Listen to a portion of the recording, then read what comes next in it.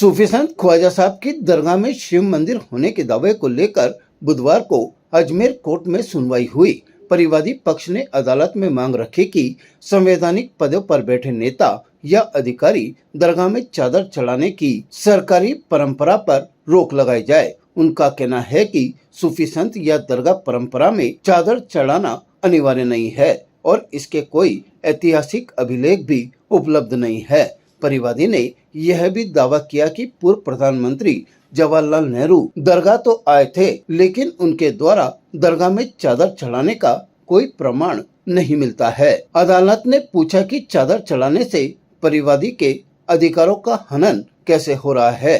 इस पर अधिवक्ता संदीप कुमार ने कहा कि सरकारी स्तर पर चादर भेजने की कार्रवाई नए साक्ष्य का निर्माण करती है, जिससे जनता में यह संदेश जाता है कि चादर चढ़ाना स्थापित परंपरा है।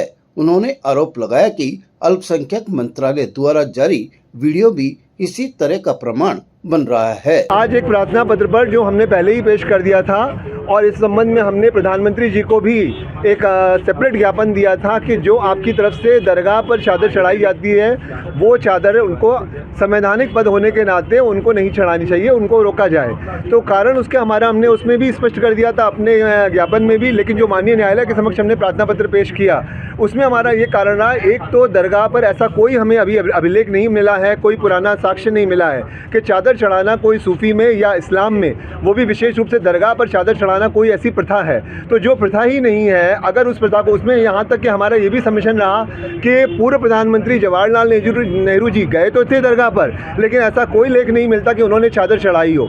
तो चूंकि चादर चढ़ाना परंपरा नहीं है लेकिन फिल्मों में चढ़ाई जाती है और उसके अलावा चादर यहाँ भी चढ़ाई जा रही है, तो उससे हमारे अधिकारों के माननीय न्यायालय ने पूछा कैसे क्षति हो रही है, हमें क्यों जल्दी सुनवाई का अधिकार दिया जाए। तो कारण ये है कि चादर चढ़ाकर वो एक नए साक्ष्य का सृजन कर रहे हैं। पिछली बार माननीय अल्पसंख्यक मंत्रालय ने उस बात को ट्विटर पे डाला और जिससे एक साक्ष्य बना हमारे विरुद्ध, जिससे जनमानस में ये बात पहुंची कि वहाँ पर ये एक चादर चढ़ाना परंपरा है और वहाँ पर ख्वाजा की दरगाह है, जबकि हमारा ये वहाँ पर कथन है हमारे दावे में लेकर कि वो दरगाह जो भी है या नहीं है ये न्यायालय तय करेगा।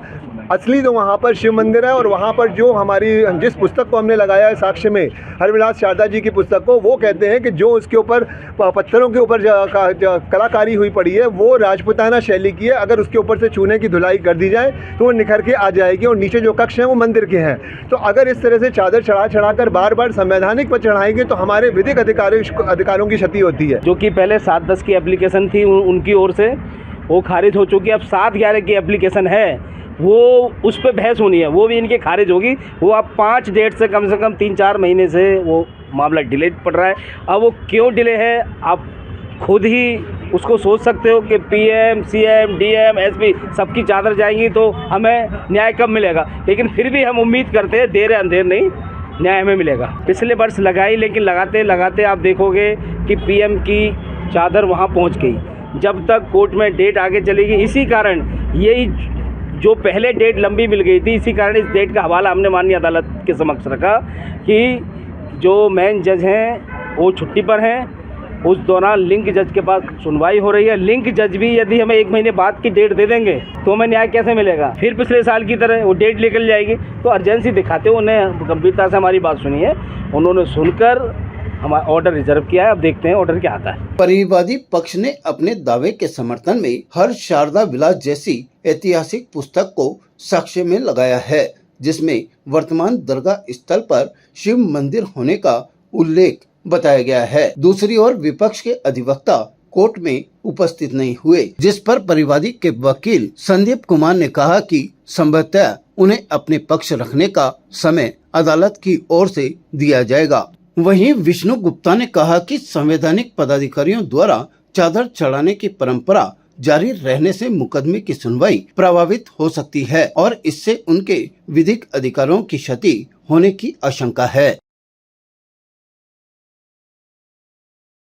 ताजा खबरों के लिए देखते रहें सरेराह न्यूज। अपना फोन उठाएं और सब्सक्राइब करना ना भूलें।